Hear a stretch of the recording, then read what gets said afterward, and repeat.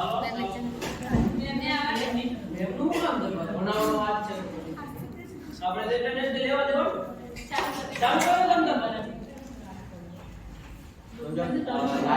में हम जब मिले थे हम सब तब जो है हमने कार्ल मार्क्स के बारे में चर्चा की थी और कोशिश की थी कि एक कवर में सब कुछ कवर हो जाए। उसी तरीके से आज बेंथम और मिल कवर करेंगे और उसमें एक चीज का ध्यान रखेंगे कि हम लोग कंपैरेटिव फॉर्म में पढ़ेंगे कि एक आइडिया लेंगे लिबर्टी ऐसे करके और दोनों को फिर बाद में कंपेयर करेंगे। ये लिखा है वो आपके लिए लिखा है कि रेलगाड़ी कॉम्पिटिशन स्टेशन पे पहुंची वो आपको पता चले और आप ज्यादा अच्छे से रिलेट कर पाए चीजों को।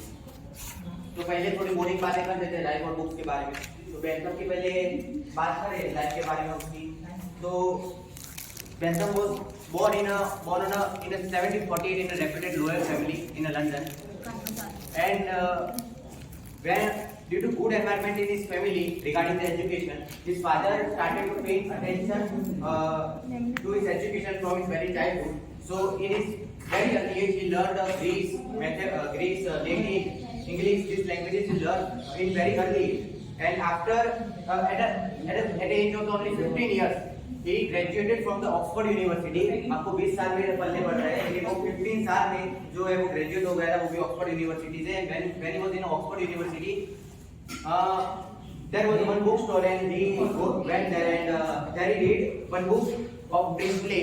Priestley was a thinker. उसकी किताब थी, उसका नाम था Essay on the Government, and he read that, and in that book there was the words the maximum happiness of maximum people. This word was written by Hutchison, and when he read this, then after he created the principles regarding the general and personal morality. Then after then there was one thing named Helvetius. So he learned from the Helvetius that making law is a holy work. ये पवित्र काम है. So he made the laws for the different countries like England, France, India, Chile, Mexico, and he was also awarded French citizenship by the France. And he was not only just jurist, but he was a reformer. He did many reforms to the education, to the criminal justice, to the prisons, for the working class, and he also started a newspaper called Westminster Review for this. And he was also humanist. He did not like the colonialism, and he told that it is dangerous for both exploited and exploiter. And when his friend James Mill, means John Mill's father, James Mill and Bentham they both were friends. So when James Mill become clerk, become officer in a East India Company, so he took interest in the Indian colony, and then after he also visited once India, and once when he visited India, so he inspired Lord William Bentinck to do reforms in the legal sector, to legal reforms कीजिए आप ऐसा उनको बोला। और Lord William Bentinck भी बोलता है कि the Bentham has come in India in form of me. Then after in India, from India, Raja Ram Mohan Rai was greatly inspired by the Bentham regarding the ideas of the freedom, and he was really admired of the hard work and eventually died in the 1832. And as per his wish, his body was given to the zoology laboratory in the University of the London, which is still present today. And regarding his books, there is a first book, his statement on the government, which is important. Year उसका याद रखना 1776. उसके बाद जो है वो principle of the moral and legislation in 1789. Then after the theory of the punishment and reward. Then after theory of legislation. Then after जो है वो anarchy and fallacies, constitutional code, and principle of international law. These are main books of him. Now let's come to the Mill's life quickly. Mill was born on 20 May 1806 in London. Both were from London, and his father James Mill was to make the personality of Mill from the very sharp from beginning. So the Mill learned at only 3 years of age. He learned Greece, English, mathematics, and at the age of only 13 years, he read the Adam Smith and David Ricardo's economics, philosophy, psychology, and he even read about the Bentham's idea from the Dumont's book Treatise de Legislation. And when he was And then after he also established at the age of 16 he also established utilitarian society, and then after at the age of 17 he also became a clerk in the East India Company. But इतना ज्यादा उसने पढ़ लिया तो उसको एक क्या हो गया कि उसको दुख आया कि वो 20 की एज में उसका मेंटल क्राइसिस आ गया, वो डिप्रेशन में चला गया। और डिप्रेशन में जब चला गया तो उसको लगा कि हायर प्लेजर और लोअर प्लेजर के बीच में वो अंतर होता है, लिबर्टी की कितनी फ्रीडम, कितनी इंपॉर्टेंस होती है जिंदगी में, फ्री थिंकिंग की कितनी इंपॉर्टेंस होती है। एंड देन आफ्टर भगवान ने उसको एक दुख दिया डिप्रेशन जैसा 20 साल की उम्र में, और उसके बाद उसने उसको परम सुख दे दिया भगवान ने कि उसके एक वेरी ब्रिलियंट ब्यूटी उसको मिली, was name is Mrs Harriet Taylor, और उसका जो है वो फ्रेंडशिप रही करीब 20 सालों तक, मतलब 25 साल की उम्र में उसको मिली, 20 साल तक फ्रेंडशिप रही। उसके बाद जाकर उसने 45 के एज में शादी की, और यहाँ पे 20 साल के इसको पल्ले पड़ रहे हैं।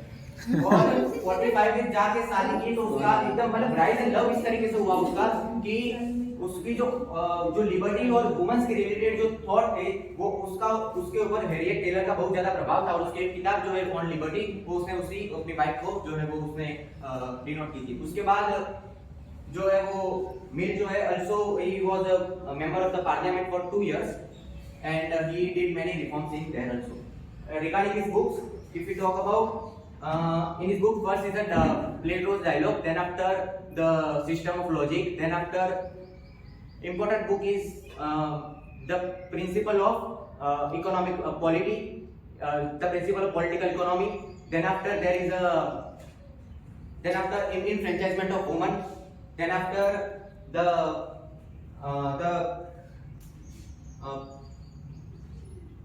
वो उसकी बहुत सारी ऐसी किताबें हैं। I will tell on liberty in the 1869, then after on the parliamentary reforms, then after on the consideration on the representative government, then after the उस तरीके से उसकी बहुत सारी किताबें, 2-3 याद रखना बस, ज्यादा इंपॉर्टेंट नहीं। अब हम आ जाते हैं उसके थॉट्स पर, ये बहुत ज्यादा इंपॉर्टेंट है। अब देखो लिबर्टी के बारे में जो बेंथम बोलता है वो ये है कि लिबर्टी की हमें जरूरत नहीं है, फ्रीडम की हमें जरूरत नहीं है। Liberty is not part of the utilitarian society life of a society, because utilitarian जो फ्रीडम है वो it is not an essential element of the happiness. Freedom से हमें हैप्पीनेस नहीं मिलती है, ऐसा बोलता है बेंथम। क्यों बोलता है? तो किससे मिलती है हैप्पीनेस? हैप्पीनेस मिलती है हमें सिक्योरिटी से। अगर हम एयरपोर्ट में जाते हैं तो हमारी फर्स्ट प्रायोरिटी क्या होती है? सिक्योरिटी की फ्रीडम। हम सब कुछ चेकअप करवाते हैं, सिक्योरिटी चेकअप करवाते हैं, सीसीटीवी के द्वारा जाते हैं, तो हमारी प्रायोरिटी होती है कि हम सिक्योरिटी को ज्यादा प्राधान्यता दें, न कि लिबर्टी को। हमारी थोड़ी बहुत रिस्ट्रिक्शंस आ जाती है हमारी फ्रीडम पे, कोई बात नहीं, लेकिन हमें सिक्योरिटी चाहिए, वरना कोई बॉम्ब लेके आएगा तो क्या पता यही भी खबर बन जाए। तो इस तरीके से वो सिक्योरिटी को ज्यादा प्रायोरिटी देता है, न कि फ्रीडम को। और इसी तरीके का एक और थिंकर है वो कि सैमुअल पी हंटिंगटन, उसकी किताब है political order in changing society, वो भी बोलता है कि ऑर्डर जो है वो ऑर्डर, सिक्योरिटी, ये सब चीज चाहिए। The order can not be order can not be without freedom. मतलब अगर फ्रीडम हो सकती है ऑर्डर के विदाउट, मतलब कि नेचुरल फ्रीडम की वो बात कर रहे हैं कि नेचुरल फ्रीडम थी तो उस वक्त किसी को मार देता था, तो वो फ्रीडम हो सकती है। ऑर्डर नहीं होगा, फ्रीडम हो सकती है, लेकिन फ्रीडम जो है, लेकिन ऑर्डर के विदाउट भी फ्रीडम बाद में भी एग्जिस्ट कर सकती है। जैसे कि तानाशाही है तो उसमें क्या होगा? ऑर्डर है बहुत ज्यादा, तानाशाही में बहुत ज्यादा ऑर्डर रहता है, लेकिन उसमें बिल्कुल भी फ्रीडम नहीं रहती है, ठीक है। और उसके बाद जो बेंथम जो मिल बोलता है वो ये है कि बेंथम का आइडिया है जो टोटली रॉन्ग आइडिया है, ऐसा कुछ नहीं होता। फ्रीडम भी सब कुछ है। पहले उसका हम इंपॉर्टेंस देखेंगे कि मिल जो है वो बेंथम को कैसे डिनाई करता है, कैसे लिबर्टी को इंपॉर्टेंस देता है। वो बोलता है कि नहीं, लिबर्टी तो वेरी वेरी इंपॉर्टेंट है। जैसे कोई इंसान गंगा का पानी एक बार चख लेता है, वैसे उसको बाद में वो छूता भी नहीं है कोई और पानी को, उतनी जल्दी वो हाथ नहीं लगाएगा। उसी तरीके से अगर किसी ने लिबर्टी का एक बार जो है वो स्वाद चख लिया है, तो वो बाद में वो किसी भी तरीके से फिर उसको जो है वो छोड़ने के लिए वो तैयार नहीं होगा। जैसे कि कोई लड़का है, वो एक रूम में पहले जो चाहे वो करता था, ठीक है, पूरी रात जाके किसी से बातें करता था, लेकिन अब क्या किया उसने, उसके मार्क्स कम आए तो उसके पापा ने रूम में सीसीटीवी कैमरा लगा दिया। तो अब जो है वो अब फ्रीडम उसको नहीं मिल रही है जो उसको पहले मिलती थी। तो अब क्या होगा कि वो बच्चा अपने पापा के विरुद्ध क्या करेगा? रिवोल्ट करेगा। क्यों करेगा? क्योंकि उसको जो फ्रीडम का टेस्ट आता था पहले, वो अब उसको नहीं आ रहा है। उसके बाद है कि उसके deep love for the freedom and he means he told that it is liberty is not a means, it is an end. And उसकी अगर हमें इंपॉर्टेंस देखा कि वो कितना ज्यादा लिबर्टी को इंपॉर्टेंस देता है, उसके बाद हम देखेंगे कि उसका तीन टाइप उसने लिबर्टी के बताए। पहला है liberty of thought and expression, मतलब कि हम जहां अभी तक हमारे सिविलाइजेशन जो भी प्रोग्रेस हुआ है, जो सोसाइटी प्रोग्रेस हुई है, उसका रीजन क्या है? उसका रीजन है कि कोई बंदे के दिमाग में कोई आइडिया आया, कोई दूसरे बंदे में दूसरा आइडिया आया, तीसरे में तीसरा आया, फिर सब आइडिया मिले और एक आइडिया बना फॉलो, और उसके बाद उसके हमने फॉलो किया, ऐसे करके दूसरा आया, तीसरा आया, ऐसे करके हम यहाँ तक प्रोग्रेस किए। अब मीन बोलता है कि अगर आइडिया किसी के मगज में नहीं आया होगा तो क्या हम यहाँ तक पहुंचे होते? नहीं पहुंचते होते। भले ही वो किसी के मन में आइडिया आ रहा है, चाहे वो सही है, गलत है या फिर पार्शियली ट्रू है, लेकिन हमें क्या करना है? वो आइडिया को हमें इंपॉर्टेंस देनी है, उसको हमें सीधा नकार नहीं देना है। तो इसी वजह से वो बोलता है कि if idea is P is true then what will be done. अगर हम उसको P कोई आइडिया है वो पूरी तरह से सच है, और अगर हम उसको डिनाई कर देते हैं कि तेरा आइडिया हम नहीं सुनेंगे, तो उसमें सोसाइटी का ही हार्म है, क्योंकि वो बच्चा सच बोल रहा है और आप लोग उसकी सुन नहीं रहे हो, तो उसमें सोसाइटी का हार्म है। इसी वजह से मीन एक वाक्य बोलता है कि if all the mankind has one kind of opinion and the one man has another kind of opinion, then silencing that one man is not justified by all the mankind, even that one man should have the power and right to silence the all mankind। मतलब कि इस एक बच्चे के पास ऐसा power होना चाहिए, जो वो सच बोल रहा है उसके पास ऐसा पावर होना चाहिए कि पूरी की पूरी मैनकाइंड के ऊपर वो अपना प्रभुत्व स्थापित कर सके, न कि इन लोग इनको साइलेंस कर दें। और उसी तरीके से जैसे फॉर एग्जांपल जो कोपरनिकस ने 1553 में ऐसा बोला कि जो हेलियोसेंट्रिक है, हमारी जो ब्रह्मांड है वो हेलियोसेंट्रिक है, मतलब हमारी जो पृथ्वी है वो सूर्य के आजू बाजू घूमती है। तो उसकी अगर किसी ने सुनी नहीं होती, एक बंदा उसकी माइनॉरिटी थी, लेकिन अगर उसकी किसी ने सुनी नहीं होती, तो आज हम यहाँ तक जान नहीं पाते वो चीज, यहाँ पे बहुत लेट जानते उसको। तो इस तरीके से वो बोलता है कि अगर आइडिया सच है तो फिर उसको भले एक बंदे का है लेकिन उसको बोलने ही देना चाहिए। फिर है कि अगर आइडिया फॉल्स है, कोई बंदा बोला लेकिन उसका आइडिया वो जो बोला वो गलत है, उसका ओपिनियन गलत है, फिर भी वो जरूरी है, समाज में वो जरूरी है। क्यों जरूरी है?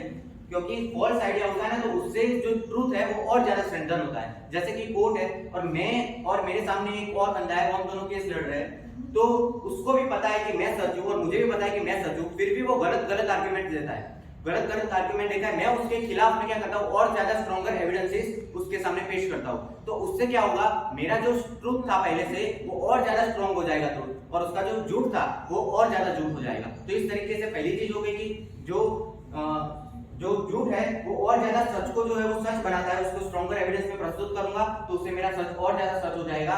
और झूठ आएगा, झूठ बोलने वाले कोई आर्गुमेंट आएगी और सामने सच है तो उसको वो सड़ी करेगा आगे, तो वो एकदम डेड डोगमा नहीं बन जाएगा, वो एक लिविंग ट्रूथ बना रहेगा। कि अगर वो सब लंबा टाइम गुजर गया और उसके बाद एक गलत आर्गुमेंट आई, उसने उसको जगा दिया, तो ऐसे करके एक लिविंग ट्रूथ वो बना रहेगा। तो लिविंग ट्रूथ एंड एक स्ट्रॉन्गर वो फॉर्म अपना अचीव करता जाता है, जैसे जैसे उसको फॉल्स आर्गुमेंट मिलती चलती है। उसके बाद अगर कोई बंदे ने आर्गुमेंट दिया लेकिन वो ना तो सच है ना तो वो झूठ है, वो एक पार्शियली ट्रू है, मतलब कि सच भी नहीं है झूठ भी नहीं है, थोड़ा थोड़ा सच है थोड़ा थोड़ा झूठ है। जैसे कि समझ लो कि मोहरी एक दिन जा रहा था, बहुत अंधेरी रात थी, वो अपनी कार लेके अपनी जा रहा था किडनैप करने वाले, और एक बंदे को उसने कर दिया किडनैप कर दिया। अंधेरी रात थी, आजू बाजू 3-4 दुकानें थी। अब वो चला गया सीधा, और अगले दिन पुलिस आई कि हम लोग इसकी जांच कर रहे हैं, और दुकान वालों से पूछा कि क्या था सीन रात को, तो दुकान वालों ने बोला कि मुझे पक्का तो पता नहीं, लेकिन ओमनी कार थी, कुछ ऐसी एक ओमनी है को जैसे कुछ कार थी और पीले रंग की कार थी, पीछे कुछ फोटो बना हुआ था, लड़की का था या लड़का का था, आई डोंट नो। और मुझे इतना पता, मैंने नंबर प्लेट पूरा नहीं देखा, लेकिन इतना देखा कि जीजे ऐसा कुछ लिखा था। तो इसकी वजह से क्या होगा फिर कि पुलिस को पूरा इंफॉर्मेशन नहीं मिला उससे, उस बंदे से कि क्या था और क्या नहीं था, लेकिन उसने पार्शियली थोड़ा बहुत बोल दिया, तो उससे पुलिस वाला समझ गया। फिर दूसरे ने कुछ बोला, तीसरे ने कुछ बोला, चौथे ने बोला, इस तरीके से क्या किया, थोड़ा थोड़ा लेके सबको जैसे पूरा गोल्ड ट्रूथ एक उसने डेवलप कर दिया। तो इस तरीके से जो पार्शियली ट्रू मिलता है, तो एक गोल्ड ट्रूथ को डेवलप करने में जो है वो समाज को मदद मिलती है। तो इस तरीके से सच हो झूठ हो या फिर पार्शियली ट्रू हो, उसको कोई भी उस थॉट के ऊपर कोई भी रिस्ट्रिक्शंस नहीं होना चाहिए, वरना हमारी सोसाइटी जो है वो प्रोग्रेस नहीं करेगी। उसके बाद जो दूसरा है वो लिबर्टी ऑफ एक्शन, मतलब हम जो भी कार्य करते हैं उसकी लिबर्टी, वो उसमें दो टाइप्स बताता है, self regarding and other regarding action. Self regarding action की मतलब जैसे मैं कोई कार्य कर रहा हूं उसका अगर किसी और के ऊपर इफेक्ट नहीं पड़ रहा है तो वो मेरी रिगार्डिंग एक्शन हो गया, सेल्फ रिगार्डिंग एक्शन हो गया। जैसे कि मैं खड़े कोई भी आकर सामने नहीं खड़ा है और मैं ऐसे हाथ घुमाऊं तो मेरी सेल्फ रिगार्डिंग एक्शन है, क्योंकि वो उससे किसी के ऊपर इफेक्ट नहीं पड़ रहा है। तो मिल बोलता है कि ऐसे में तो भले ना कोई भी करे, क्या उसके ऊपर रिस्ट्रिक्शन लगाना, करता रहे वो पूरा दिन। लेकिन दूसरा है अदर रिगार्डिंग एक्शन, मतलब कि आपकी एक्शन के ऊपर आप एक्शन करते हैं लेकिन उसकी वजह से किसी का भी वेलफेयर या फिर नेगेटिव उसके ऊपर इफेक्ट पड़ रही है, वेलफेयर पड़ रहा है या फिर नेगेटिव इफेक्ट पड़ रही है, लेकिन दूसरे के ऊपर पड़ रहा है कुछ भी, तो वो होगा अदर रिगार्डिंग एक्शन। और उसमें मेन बोलता है कि अगर नेगेटिव इंपैक्ट पड़ता है, जैसे कि मैं यहाँ पे हाथ दिलाऊं, सामने कोई खड़ा है और मैं जोर से हाथ दिलाऊंगा तो उसको हानि होगी, तो उसको ऊपर अगर नेगेटिव इंपैक्ट पड़ता है तो मेन बोलता है कि तब हम उस जो है उसकी लिबर्टी पर रिस्ट्रिक्शन लगाएंगे। और जब किसी के ऊपर आपके कार्य की वजह से नेगेटिव इंपैक्ट पड़ता है और तब जब रिस्ट्रिक्शन लगाते हैं तब उस प्रिंसिपल को बोलते हैं द हार्म प्रिंसिपल, मतलब कि आपने किसी को हार्म पहुंचाया तब स्टेट ने आपके ऊपर रिस्ट्रिक्शन लगाया, तो it is known as the harm principle. उसके बाद जो लिबर्टी ऑफ कैरेक्टर है, कैरेक्टर एंड इंडिविजुअलिटी, उसमें ये होता है कि human is not a machine to be built after a model, and मतलब कि ह्यूमन एक कोई मशीन नहीं है कि कोई मॉडल के पीछे एक मॉडल डिसाइड किया उसके पीछे सभी ह्यूमन उसी के प्रकार से काम करेंगे, वो जो काम किया उसी के रोल मॉडल बना के उसके हिसाब से सब लोग काम करेंगे, ऐसा नहीं होता है। वो बोलता है कि ह्यूमन तो एक ट्री की जैसा है कि जो सभी ब्रांचेस जो है उसकी जब चाहे तब उगाए और जो दिशा में चाहे तब उगाए। और कैसे उगाएगा कि एक्सपेरिमेंट्स इन लाइफ करेगा, अपने जीवन के अनुभवों से वो सीखेगा, गलतियों से सीखेगा और ऐसे करके अपने ब्रांचेस वो डेवलप करेगा, न कि वो एक कोई रोल मॉडल बना दिया और उसके फिर पूरी जिंदगी वो फॉलो करता रहेगा, ऐसा कुछ नहीं होता है। और वो बोलता है कि हर एक इंडिविजुअल का अपना own conception of good life होगा, कि गुड लाइफ किसे बोलते हैं, वो मेरे सब्जेक्टिविटी होगी, उसमें मैं अलग मानता हूँ, आप अलग मानते हैं, इस तरीके से सब्जेक्टिविटी होगी। उससे क्या आएगा, समाज में डाइवर्सिटी आएगी। डाइवर्सिटी आएगी तो it is same as the genetical diversity protects the survival of the जो स्पीसीज है उसको प्रोटेक्ट करती है जेनेटिकल डाइवर्सिटी। तो उसी तरीके से समाज में इस तरीके से डाइवर्सिटी होगी तो वो समाज का भी लॉन्ग लिविंग जो है वो सुनिश्चित करेगी।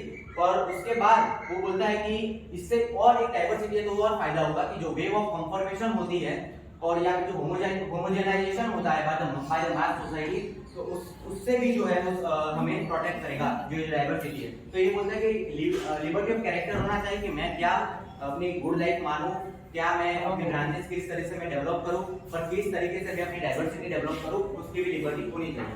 और इसको हम लोग बोलते हैं डेवलपमेंटल डेमोक्रेसी, कि मतलब होता है उसका कि मेरी जो कैरेक्टर है उसका डेवलपमेंट किस तरीके से, मतलब ऐसी डेमोक्रेसी जो हमारी डेवलपमेंट अपना कैरेक्टर का डेवलपमेंट करने के लिए हमारी यूजफुल होती है, ऐसी डेमोक्रेसी को डेवलपमेंटल डेमोक्रेसी बोलते हैं। अब मिल जो है उसके ऊपर कुछ रिस्ट्रिक्शंस भी लगाता है। पहला तो रिस्ट्रिक्शन देखा था हमने हार्म प्रिंसिपल की, अगर आपकी कार्य की वजह से किसी और को हार्म पहुंच रहा है तब आपके ऊपर स्टेट रिस्ट्रिक्शन लगाएगा। दूसरा है कि सिक्योरिटी अगर स्टेट की नहीं है, मतलब सिक्योरिटी के ऊपर प्रश्न आता है तब आपके ऊपर स्टेट रिस्ट्रिक्शन लगाएगा। दूसरा है कि आपकी कोई सोशल ड्यूटी है लेकिन आप उसको निर्वहन ठीक तरीके से नहीं कर रहे, जैसे कि आप ड्यूटी के ऊपर शराब पीते हैं, तब आपके ऊपर जो है वो स्टेट रिस्ट्रिक्शन लगा सकता है। और दूसरा है कि नोइंगली और unknowingly doing your own harm, for example knowingly जब सुसाइड करते हैं तो नोइंगली अपना खुद का हार्म करते हैं, तो उस तब जो है आपके ऊपर स्टेट रिस्ट्रिक्शन लगा सकता है। और अननोइंगली मींस कि पुल टूटा हुआ है, आपको पता नहीं लेकिन आपको फिर भी उसके ऊपर से चलना है, तो स्टेट आपके ऊपर तब रिस्ट्रिक्शन लगा सकता है। तो ये 3-4 हमने रिस्ट्रिक्शन देखे कि जो स्टेट के ऊपर आपकी लिबर्टी पर लगा सकता है। उसके बाद प्रिजम्पशन ऑफ लिबर्टी, मतलब होता है कि लिबर्टी और इज ऑलरेडी एस्टैब्लिश्ड, लिबर्टी सब जगह है, आपको सिर्फ जो अगर उसमें आके कोई सही करता है और उसके ऊपर रिस्ट्रिक्शन डालता है तब उसको वो वेरीफाई करना पड़ेगा, उसको जस्टिफाई करना पड़ेगा कि वो उसके ऊपर क्यों सही कर रहा है, रिस्ट्रिक्शन क्यों डाल रहा है। अदरवाइज वो जो एस्टैब्लिश लिबर्टी जो है, फ्रीडम है, वो तो ऑलरेडी एस्टैब्लिश है, उसमें तो कोई प्रश्न है ही नहीं, वो तो प्री वेरीफाइड है। लेकिन अगर आप उसके ऊपर रिस्ट्रिक्शन डालते हैं लिबर्टी पे तब आपको उसको वेरीफाई करना पड़ेगा, जिसको बोलते हैं प्रिजम्पशन ऑफ लिबर्टी। और उसके बाद है एम्प्टी लिबर्टी। हमने देखा कितनी बड़ी-बड़ी उसने बातें की लिबर्टी के बारे में, तो अब लेकिन आप सुन के भी दंग रह जाएंगे कि वो जो बात करता है इस सब लिबर्टी की, वो सिर्फ और सिर्फ जो डेवलप्ड क्लास है और जो अब डेवलप हो चुका है, जो जिसके पास एक हायर लेवल ऑफ इंटेलेक्चुअलिटी आ गई है, उनके लिए ही सिर्फ लिबर्टी की बात करता है। जो चिल्ड्रन है, जो हैंडीकैप है, जो मेंटली चैलेंज है या फिर जो अंडर डेवलप्ड क्लास है, उनके लिए वो लिबर्टी की बात नहीं करता है। इसलिए वो बोलता है, अर्नेस्ट बार्कर बोलता है कि he is a profit of an empty liberty. ये तो एक एम्प्टी लिबर्टी है कि बड़े-बड़े लोगों की लिबर्टी है, छोटे लोगों को कुछ मिला ही नहीं। इस तरीके से इतनी बड़ी बातें की लेकिन बाद में वो बड़े लोगों की बातें करता था। तो अब जो ये हो गया। और देखो एक और चीज है कि threats to the minority rights, मतलब कि माइनॉरिटी का मतलब समझो पहले, यहाँ पे वो माइनॉरिटी नहीं है, यहाँ पे माइनॉरिटी का मतलब है जो कुछ एजुकेटेड क्लास है वो समाज में थोड़े कम होते हैं, और बिना पढ़े लिखे ज्यादा होते हैं। तो जो पढ़े लिखे क्लास है तो वो समाज में समझ लो 25 लोग ही है, तो वो उसको बोलता है माइनॉरिटी, एजुकेटेड मेरिटोरियस क्लास को, और 100 लोग जो है वो अनएजुकेटेड है, और उन लोगों को वो बोलता है कि ये जो है वो मेजोरिटी है। अब क्या होता है कि ये जो 25 लोग हैं जो एजुकेटेड मेरिटोरियस क्लास है, उनकी आवाज इतनी ठीक तरीके से वो समाज में बोल नहीं पाते हैं क्योंकि ये लोग उसके ऊपर हावी हो जाते हैं। तो थ्रेट, तो माइनॉरिटी जो राइट्स होते हैं उसके ऊपर थ्रेट्स क्या क्या है, तो दो है। पहला है मास सोसाइटी का, मतलब सोसाइटियल लेवल पे जो ये बड़ी बड़ी मास सोसाइटी है वो उसके ऊपर क्या करती है, वेव ऑफ कंफर्मेशन चलाती है और होमोजेनाइजेशन करती है, मतलब कि हम जैसा बोलेंगे वैसा ही आपको करना है, ऐसी बात करती है।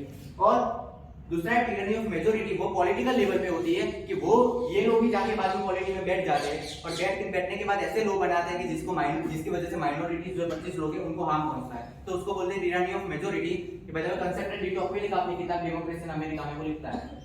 उसके बाद वो बोलता है कि अमेरिका, अब उसने पूरी लाइफ अपनी डिनोट की इस 25 लोगों को बचाने के लिए, तो ये जो माइनॉरिटीज है उसकी लाइफ में मैं कैसे उसकी आवाज में कैसे समाज में पहुंचा पाऊं, उसको प्रोटेक्ट करने के लिए उसने बहुत ज्यादा लिखा है, और जो भी लिखा है उसने वही उसके व्यूज है रिप्रेजेंटेटिव गवर्नमेंट के ऊपर। अब हम एक स्टोरी में पढ़ेंगे कि कैसे उसने माइनॉरिटीज के राइट को प्रोटेक्ट करने की बात बोली।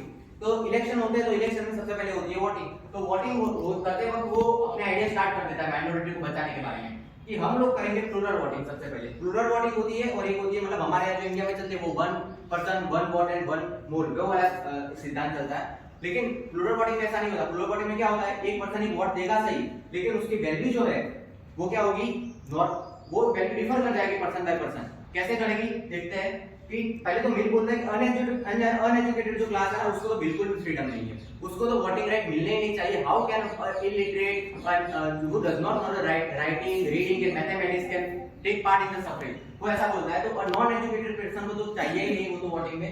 तो जो अब बचे एजुकेटेड क्लास बचे, तो ये लोग में से 100 जो है मेजॉरिटी है, उसमें से कुछ लोगों के पास बेसिक एजुकेशन होगा और इनके पास तो फुल एजुकेशन है। अब वो बोलता है कि जो बेसिक एजुकेशन वाले लोग हैं उनको तो सिर्फ एक वोट देंगे तो उनका एक ही वैल्यू होगा, और जैसे मेरे जैसे बेसिक एजुकेशन वाले लोग, मैं वोट दूंगा तो मेरा एक ही वैल्यू होगा। आप जैसे जो ग्रेजुएट्स है वो लोग वोट देंगे तो वो उसका एक वोट देंगे लेकिन उसकी 3 वैल्यू होंगी। मैम के जैसे बहुत ज्यादा मेरिटोरियस एंड इंटेलेक्चुअल क्लास है तो वो लोग एक वोट देंगे लेकिन उसकी वैल्यू होगी 5। तो इस तरीके से प्लूरल वोटिंग हो जाता है। उससे क्या होगा कि ये एवरेज निकाल देते हैं, तो इसका एक वोट देगा 25 लोग, तो उससे 4 उसकी वैल्यू हो जाएगी, तो इसकी वजह से ये 100 हो जाएगा, और ये लोग 100 है, उसका बेसिक एजुकेशन ही है। तो बेसिक एजुकेशन की वजह से क्या होगा, उनके वोट की वैल्यू सिर्फ और सिर्फ एक ही होगी, तो इनटू 1 हो जाएगा ये, तो 100। तो इस तरीके से उसने माइनॉरिटीज को जो है वो मेजॉरिटी के सामने इक्वल कर दिया। तो पहली चीज हमने देखी कि उसने प्लूरल वोटिंग के थ्रू माइनॉरिटीज के जो है वो उसने आवाज बढ़ाई। दूसरी बात बोलता है कि ओपन वोटिंग, वो हमारे जो इंडिया में होता है वो सीक्रेट बैलेट होता है, मतलब कि किसने किसको मत दिया वो जब तक वो बताएगा नहीं तब तक पता नहीं चलेगा। लेकिन वो बोलता है कि नहीं, हमें ओपन वोटिंग करनी। ओपन वोटिंग क्यों करनी है, क्योंकि ये लोग जो है ना वो वोट देंगे किसी को, तब ये जो मास जो मेजॉरिटी है तब वो उनसे सीखेगी कि हमें ये पढ़ा लिखा इंसान है, तो ये पढ़ा लिखा इंसान है तो वो उसको पता होगा कि कौन सी पार्टी को वोट देना चाहिए, कौन सी किसको नहीं देना चाहिए। तो इस तरीके से वो बोलता है कि ये लोग इससे सीखेंगे कि किसको वोट देना चाहिए, तो ये लोग भी उनकी उसकी तरह सीखेंगे और बाद में उसी को वोट देंगे जो लोग इसको देते हैं। तो उस तरीके से फिर जो है ये लोग इनको देके वोट देंगे, तो समझ लो कि 20 वोट इसके बढ़ गए, 120 हो गए, 80 हो गया और 120 हो गया, तो फिर इसकी माइनॉरिटीज की आवाज ज्यादा हो गई। फिर वो क्या बोलता है, वोटिंग हो गई है, अब क्या करना है, थियरी ऑफ रिप्रेजेंटेशन हमको डिसाइड करनी है। अब थियरी ऑफ रिप्रेजेंटेशन को हमारे यहाँ जो मतलब लोकसभा में चलती है वो तो एफपीटीपी है, मतलब कि जो ज्यादा वोट ले जाएगा वो जाके डोमिनेट करेगा। लेकिन एक और होती है वो है प्रोपोर्शनल रिप्रेजेंटेशन हेड सिस्टम, तो बाय एसटीपी। तो उसमें क्या बोलता है कि जो प्रोपोर्शनल रिप्रेजेंटेशन है उसमें समझ लो 100 सीटें और किसी पार्टी को सिर्फ और सिर्फ 10% सीट भी मिली तो भी उसका 10 कैंडिडेट तो जाएगा वहां पे, तो वो भी प्रोपोर्शनल रिप्रेजेंटेशन में क्या होगा, माइनॉरिटीज के राइट प्रोटेक्ट होंगे। वरना एफपीटीपी में तो क्या होगा कि जो सबसे ज्यादा होगा वो ले जाएगा, तो उसमें तो इसमें से भी ले जा सकता है। तो वो बोलता है कि हमको इसको ले जाना है पार्लियामेंट में, इसकी वजह से हम प्रोपोर्शनल रिप्रेजेंटेशन कम से कम 10 बंदे तो जाएंगे इसमें से। तो इस तरीके से वो प्रोपोर्शनल रिप्रेजेंटेशन को लाता है। उसके बाद हम लोग पार्लियामेंट में वो चले भी गए।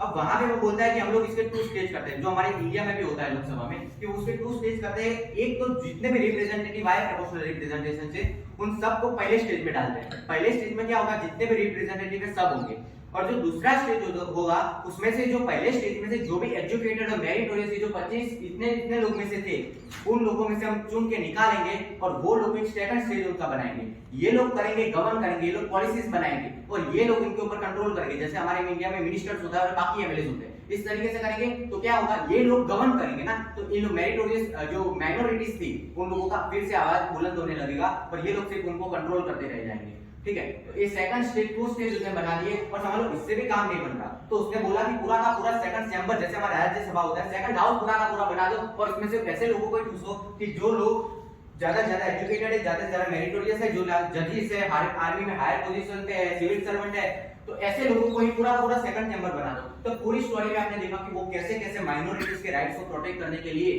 अपनी पूरी जी जान लगा दिया और वही जो है, वही जो होता है, वही उसका व्यू है अपना रिप्रेजेंटेटिव गवर्नमेंट में। अब थोड़ा बेंथम के ऊपर आ जाता है, बेंथम क्या बोलता है इसके बारे में, तो बेंथम बोलता है कि नहीं भाई, हमें कोई भी ये ओपन वोटिंग करने की जरूरत नहीं है, हम सीक्रेट वोटिंग ही करेंगे, हमें जो है, हमें ये कोई भी सेकंड चैम्बर बनाने की जरूरत नहीं है, हम राज्यसभा वगैरह में नहीं मानते, हम एक ही हाउस मानेंगे। और दूसरी बात ये जो प्लूरल वोटिंग की बात करता है कि एक बंदा है से एक के ज्यादा वैल्यू होगा वोट का, तो ये बोलता है कि नहीं, वैसे कोई भी जरूरत नहीं है, हम एक one person one vote and one value के हम लोग सिद्धांत पे चलेंगे। तो उसका मतलब है कि उसका कोई माइनॉरिटीज के रिगार्डिंग बेंथम का कोई ऐसा प्लान नहीं था जैसा ये पूरी जिंदगी अपनी लगा दिया।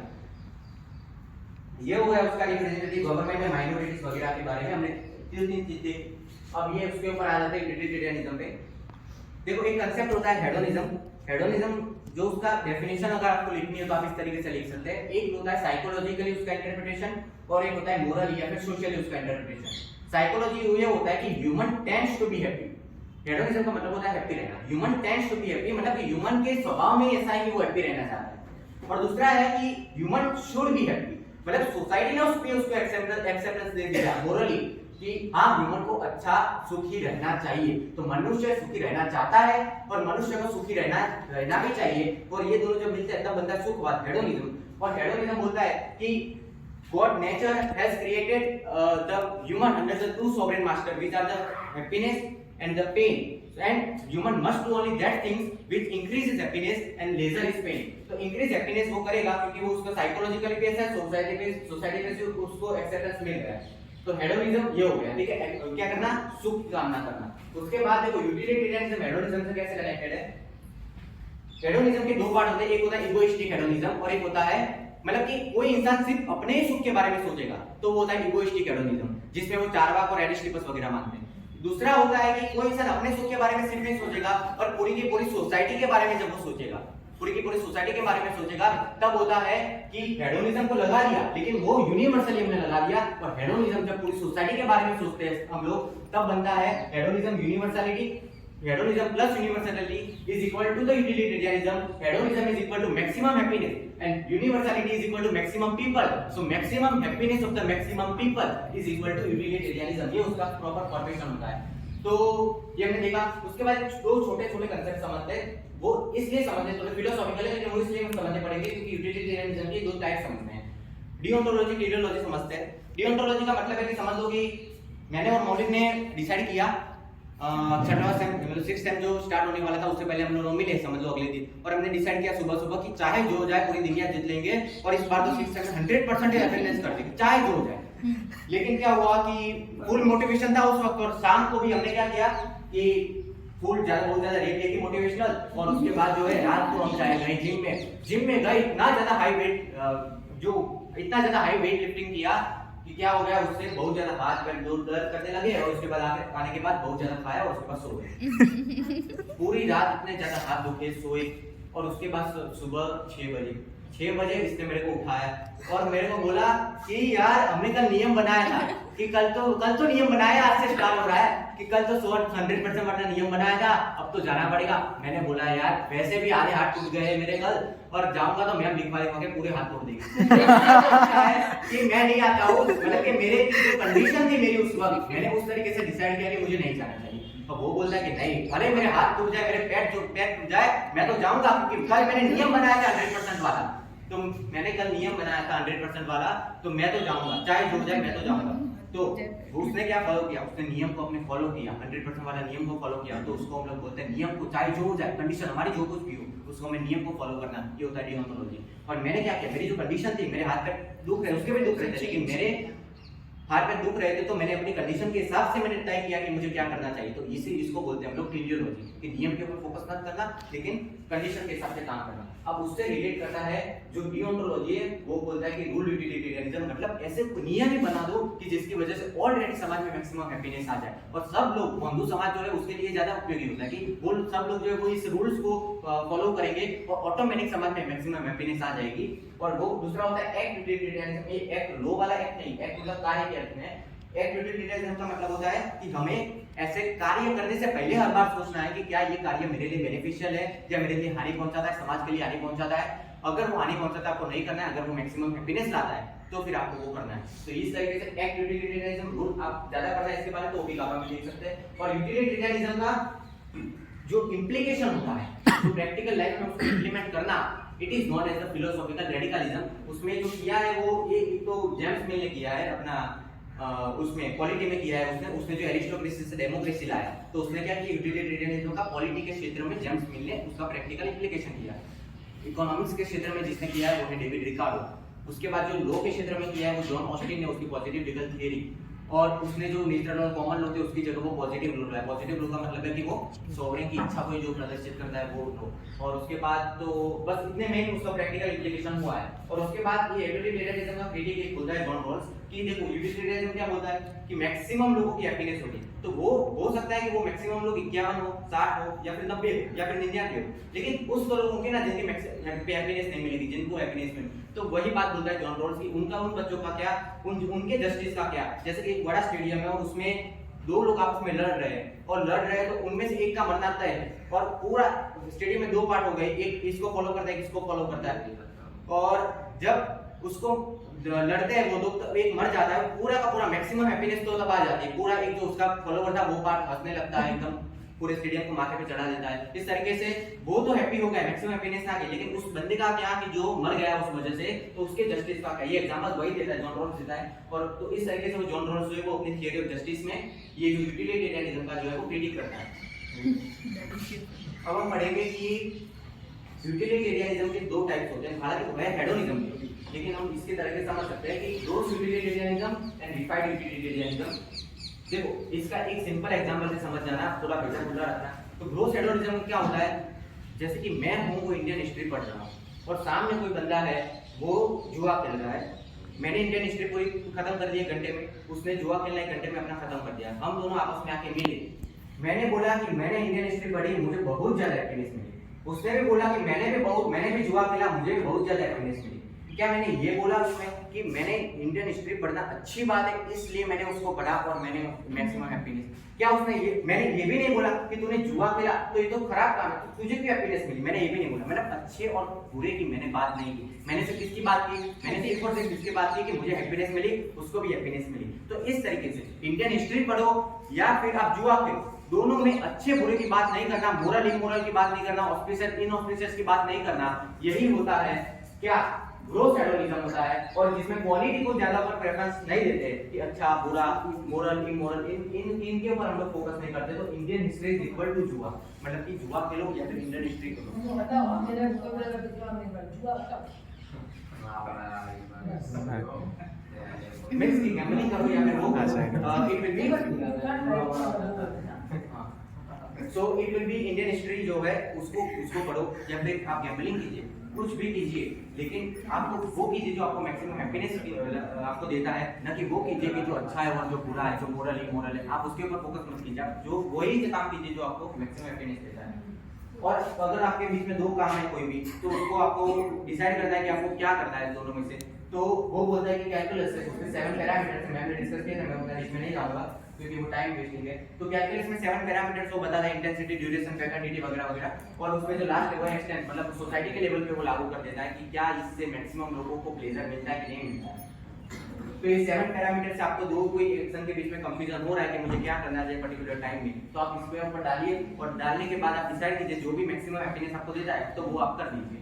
और उसके बाद और इसके पूरे के पूरे कैलकुलेशन में उसके कोई भी क्वालिटेटिव पैरामीटर नहीं कि आप अच्छा काम है तो ही कीजिए, बुरा काम है तो मत कीजिए। और हमने भी देखा कि ये दोनों सेम ही होता है। तो उसके बोलते हैं कि क्वांटिटेटिव अप्रोच है ये उसके प्लेजर की तरफ, कि हमको सिर्फ और सिर्फ मैक्सिमाइजेशन ऑफ द हैप्पीनेस पे कार्य करना है, उसके ऊपर टाइप अच्छा बुरा उन सब के ऊपर कोई भी फोकस नहीं करना है। इसीलिए वो बोलता है कि push pin is as good as poetry, मतलब कि बाजू वाले को पिन झुकाना इस वो उतना ही अच्छा है कि जैसा कि पोएट्री लिखना। और वो इसी कहा है जो उसकी फिलोसॉफी को बोलता है कि it is as a tick philosophy.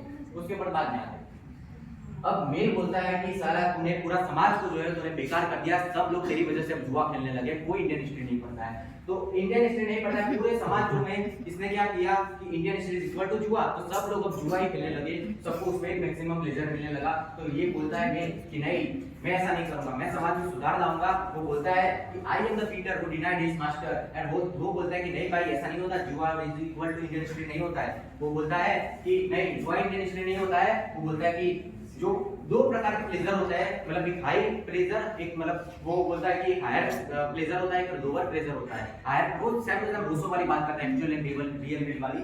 तो वो बोलते हैं कि हायर प्लेजर कौन सा, इंडियन हिस्ट्री पढ़ना, और लोअर प्लेजर कौन सा, जो सेंसुअल है, जो फिजिकल प्लेजर है, उसको हम लोग बोलते हैं लोअर प्लेजर। और वो अचीव करना इट इज द ये जो है वो गैम्बलिंग करने जैसा हुआ। और higher pleasure is equal to जो इंडियन हिस्ट्री पढ़ना। हमें क्या फॉलो करना है, हम हायर प्लेजर फॉलो करना है, हमें हमेशा इंडियन हिस्ट्री ही पढ़नी है। इसलिए और उसमें अब चूंकि क्वालिटी आती है ना, तो क्वालिटी को आप इजीली मेजर नहीं कर सकते, अच्छा बुरा को आप इजीली मेजर नहीं सकते, तो नहीं कर सकते। इकोनॉमिक ग्रोथ को आप मेजर कर सकते, इकोनॉमिक डेवलपमेंट को आप मेजर नहीं कर सकते, क्योंकि वो क्वालिटेटिव गुण वाला है। और दूसरी चीज कि उसमें कोई भी मतलब वो एक ही बात बोलता है कि हमें हायर को फॉलो करना है, तो उसमें कैलकुलेशन की क्या जरूरत है, दो देखो जो ज्यादा मोरल है उसको कर दो, उसमें कैलकुलेशन की जरूरत ही नहीं है। इसीलिए वो बोलता है कि it is better to be it is better to feed the dissatisfied man than the pig satisfied and the dissatisfied Socrates than the satisfied fool।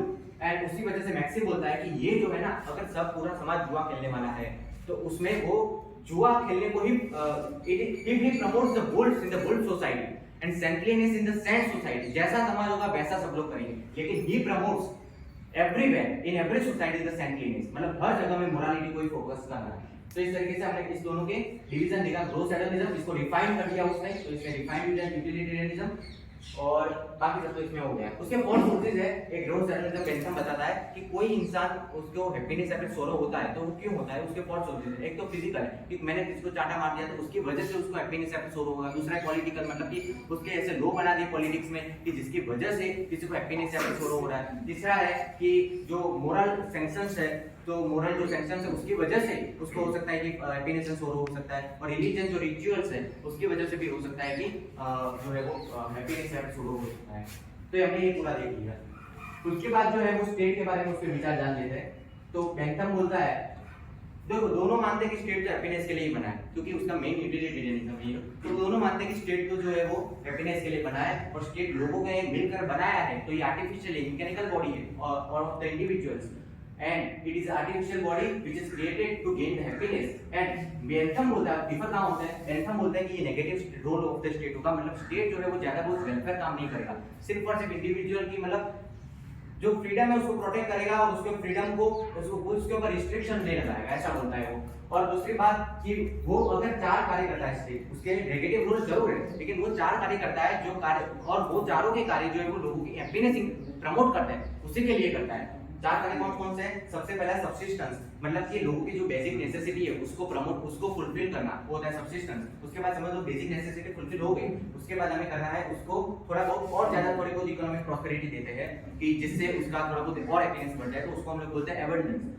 तीसरा है कि इकोनॉमिक प्रॉस्पेरिटी आ गई, संपत्ति उसके पास आ गई, तो उसके बाद उसको प्रोटेक्ट करना, मतलब कि सिक्योरिटी। और चौथा है कि इकोनॉमिक प्रॉस्पेरिटी आ गई तो उसकी वजह से हो सकता है कि इनइक्वालिटी समाज में बढ़ जाए, तो उसको भी उसकी इक्वालिटी लाना। तो ये है कि first is subsistence, second is abundance, third is the security और लास्ट इज द इक्वालिटी। ये चार वो जो है वो बताता है कार्य स्टेट के। उसके बाद वो है मतलब कि कोई इंसान स्टेट के लोग क्यों फॉलो करता है, उसके बारे में बेंथम बोलता है कि मैंने 2-3 दिन पहले कुछ बात की थी कि अब प्रोफेसर्स लोग जो है वो अपने जो अपने उन लोगों को कुछ आर्टिकल या फिर बुक्स लिखनी कंपलसरी हो गई, तो उन लोग जो है कुछ लोग होंगे जो विलिंगली लिखेंगे, अपनी मौलिकता को दर्शाएंगे वहां पे, कुछ अपनी जो है ऐसे करके वो लोग लिखेंगे। और कुछ होंगे कि जो नहीं भाई अब तो करना ही पड़ेगा हमें, क्योंकि उसकी वजह से हमारा ग्रेड स्केल प्रमोट नहीं होगा, वो सब होगा, तो वो कंपलसरी में लिखेंगे। तो ऐसे ही बोलता है वो बेंथम। एक होता है एम्पिरिज्म की मतलब कि जिसमें वो लोग अपनी ओर से लिखते हैं, अपनी मौलिकता प्रदर्शित करते हैं उसमें, तो उसको बोलते हैं इंस्पिरेशन। और दूसरा आता है कॉन्ट्रैक्टेशन, जिसमें होता है कि वो लोग अपनी कंपलसरी होने के कारण वो लोग लिखते हैं। तो बेंथम बोलता है कि ये समझ ज्यादा अच्छा होता है, जो एम्पिरिज्म बेस्ड होता है वो समझ ज्यादा अच्छा होता है।